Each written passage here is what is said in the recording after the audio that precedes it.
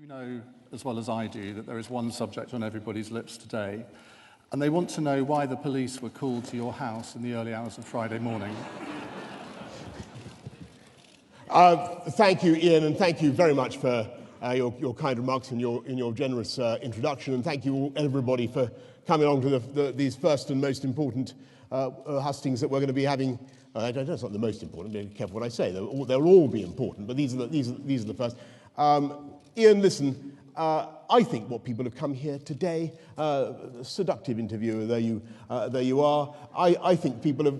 I don't think they want to hear about that kind of thing. Unless I'm wrong.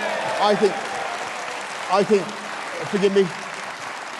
I think what they want to hear, is what my plans are for the country and for our party. We will come on to that. And I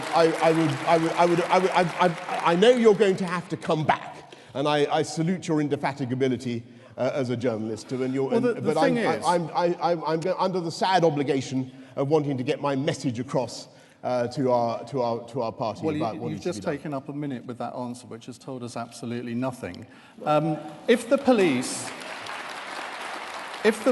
are called to your home, it makes it everyone's business. You are running for the office of not just leader of the Conservative Party, but Prime Minister. So therefore, a lot of people who admire your politics do call into question your character, and I think it is incumbent on you to answer that question. That's okay. Well, look, that's a fair point.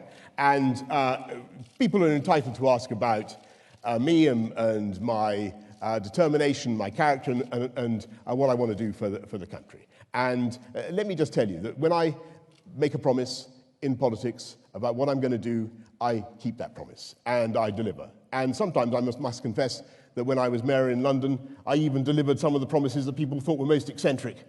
And we delivered cuts in crime, as I said. With respect, you're completely avoiding my question. Well, I've told you I was going to tell the good folk who have come here about. You asked about my character, actually. I'm not avoiding your question. You asked a very direct question about my character.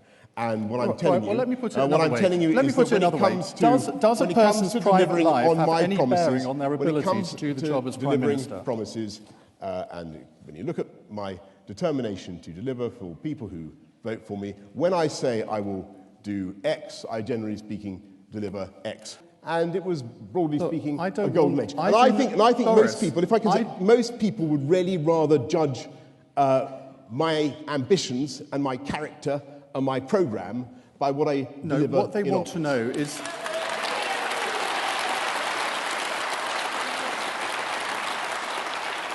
Just answer that. It is a very simple question. I think any politician, I shall ask Jeremy Hunt the same question as well. Does a person's private life...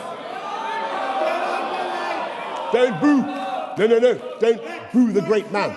When he answers this question, I will move on. No. Does a person's private life have any bearing on their ability to discharge the office of Prime Minister? Well, I've tried to give my answer pretty exhaustively. I think what people want to know is whether I have the determination and the courage to deliver on the commitments that I'm making, and it will need a lot of grit right now. So just to be clear, you're not going to make any comment at all on what happened last night? I think that's pretty obvious from the foregoing.